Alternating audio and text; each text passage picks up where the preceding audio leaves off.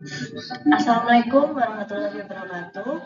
Kami dari kelompok 5 akan menjelaskan tentang penetapan kadar klorin dalam sampel beras dalam rangka pemenuhan tugas akhir praktikum kimia analisis dengan dosen pengampu Ibu Nasyati Utami, sarjana sains magister sains.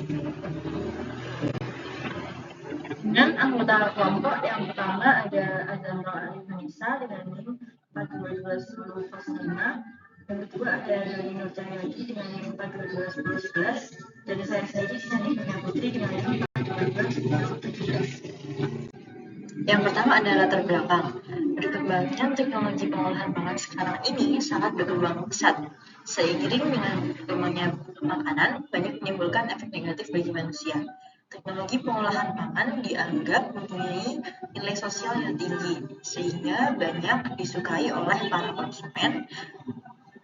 Penambahan bahan tambahan makanan atau BTM ke dalam makanan semakin beragam tanpa memperhatikan apakah bahan makanan tersebut yang ditambahkan dilarang atau berbahaya.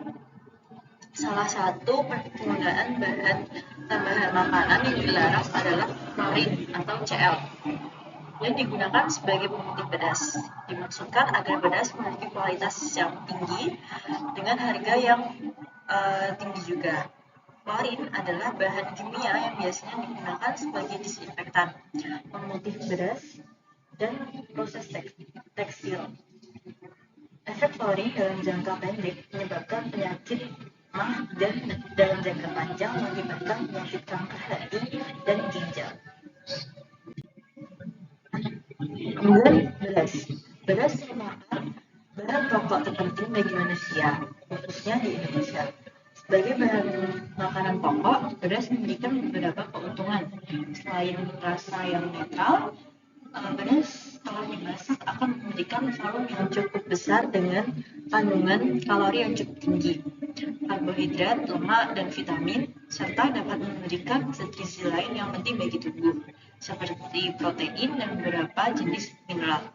Sifat beras yaitu beras mengandung amilosa yang tinggi, sehingga menghasilkan nasi yang perah dan kering. Sebaliknya, beras yang mengandung amilosa rendah menghasilkan nasi yang lengket dan lunak. Yang selanjutnya ada klorin. Klorin adalah gas kuning kehijauan yang dapat bergabung dengan hampir seluruh unsur lain karena merupakan unsur bukan logam yang sangat elektronegatif. Seperti halnya pemutih H2O2, hidrogen peroksida, pemutih jenis dasar klorin atau sodium hipoklorit dan kalsium hipoklorit juga mempunyai sifat multifungsi, yaitu selain sebagai pemutih, kedua senyawa tersebut juga bisa sebagai penghilang noda maupun disinfektan. Pemutih jenis dasar klorin terdiri dari dua jenis, yaitu padat dan cair. Kegunaan klorin sendiri yaitu sebagai alat pemutih pada industri kertas, pulp, dan tekstil. Digunakan juga untuk bahan pembersih dan untuk perawatan air dan air limbah. Kemudian titrasi argentometri. Argentometri merupakan titrasi yang melibatkan reaksi antara halida yaitu ion halida yaitu Cl, Br, dan ion atau anion lainnya yaitu Cn dan CnS dengan ion Ag+ atau perak dari perak nitrat AgNO3 dan membentuk endapan perak halida.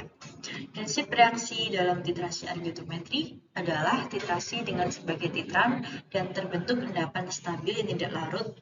Hasil reaksi dengan titrasi argentometri termasuk di dalam titrasi presipitasi atau pengendapan.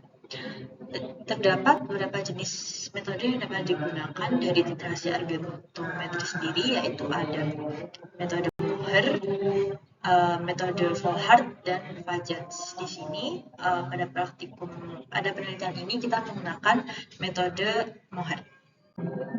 Metode Mohr sendiri biasanya digunakan pada penentuan halogen, tetapi lebih umum digunakan untuk menentukan klorin atau Cl.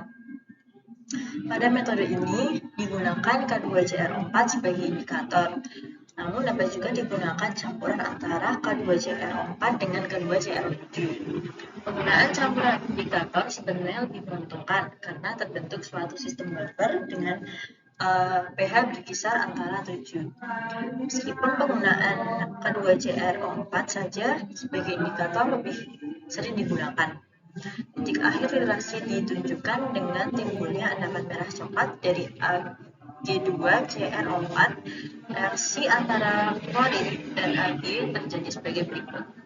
AgNO3 ditambahkan NaCl, maka terjadi AgCl- bentuk endapan putih dan NaNO3. Nah, selanjutnya kita membahas alat dan bahan.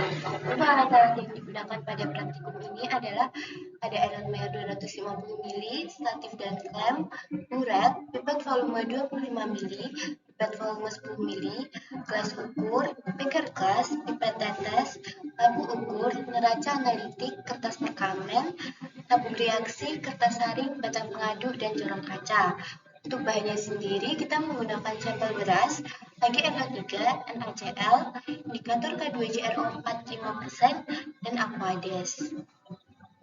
Nah, dalam praktikum ini kita menggunakan variabel penelitian. Untuk variabel bebasnya ada titran, variabel terikatnya ada titik akhir titrasi, dan variabel terkendalinya ada larutan sampel.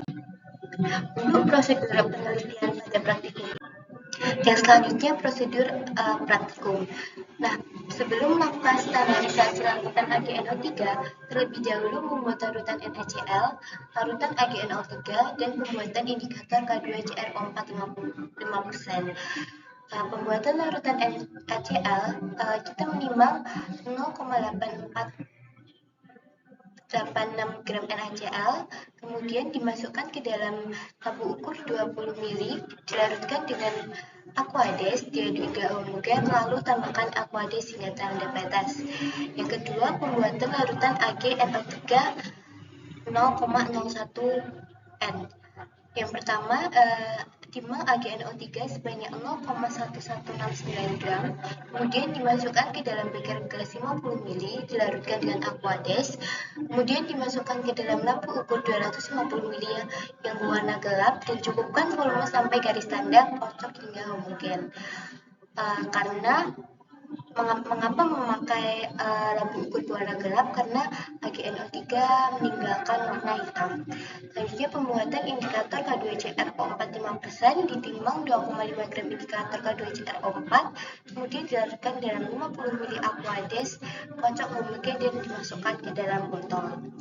Selanjutnya, untuk standarisasi AgNO3, dipipet 10 ml larutan NaCl ke dalam RLMR 250 ml, kemudian ditambahkan 1 ml indikator K2CrO4 5%, kemudian titrasi dengan AgNO3, dicatat volume AgNO3.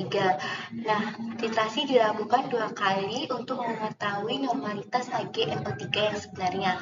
Nah, sebaiknya titrasi dilakukan oleh orang yang berbeda, karena untuk mengatasi human error. Yang selanjutnya, preparasi sampel.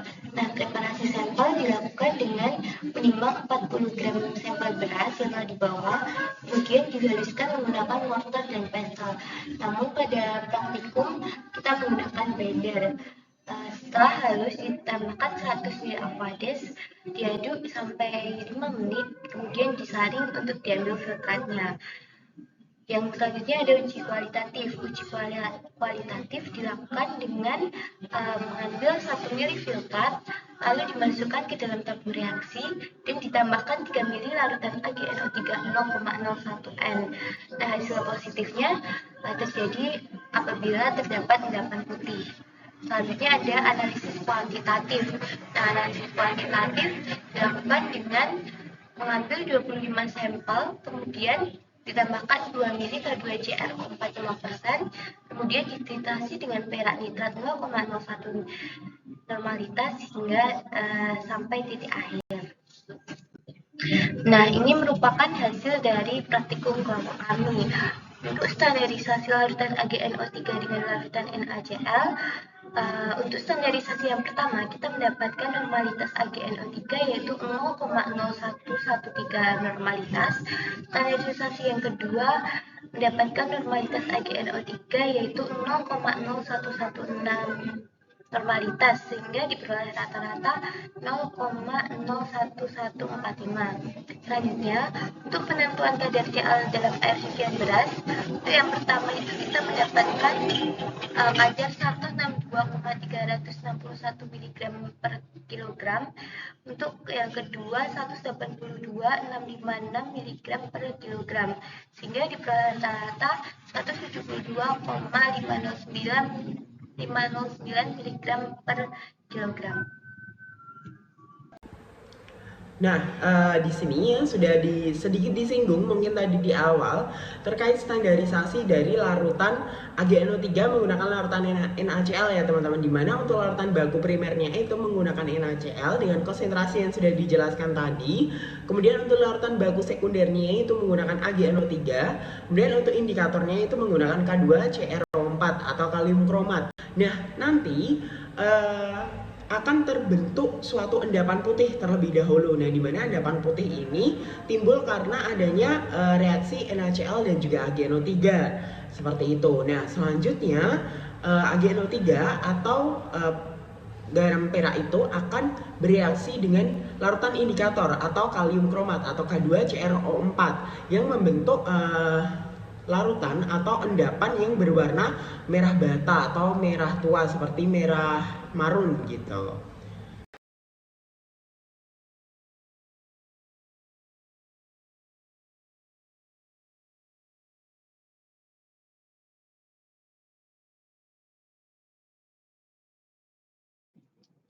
Selanjutnya, faktor yang mempengaruhi dari filtrasi argentometri yang pertama, jumlah indikator yang digunakan, pH, dan suhu.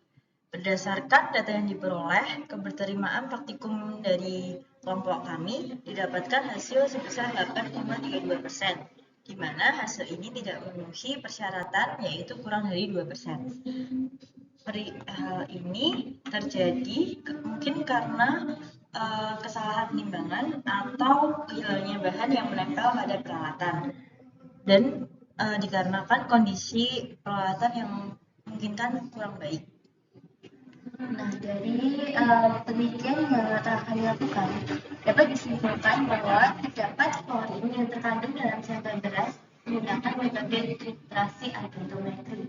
Yang selanjutnya, besaran kandungan klorin yang terdapat pada sampel beras adalah 8,32%, di mana hasil ini tidak memenuhi persyaratan, yaitu yang seharusnya kurang dari 2%. Uji kualitatif pada sampel beras didapatkan hasil pada tabel pertama dengan penamaan 1 mg/K2CrO4 dan diperoleh hasil berupa larutan warna kuning, dan pada tabel kedua dari 1 ml filtran beras ditambahkan 1 mg/K2CrO4 dan 3 mg AgNO3 yang memberikan hasil berupa perubahan warna larutan menjadi merah marun.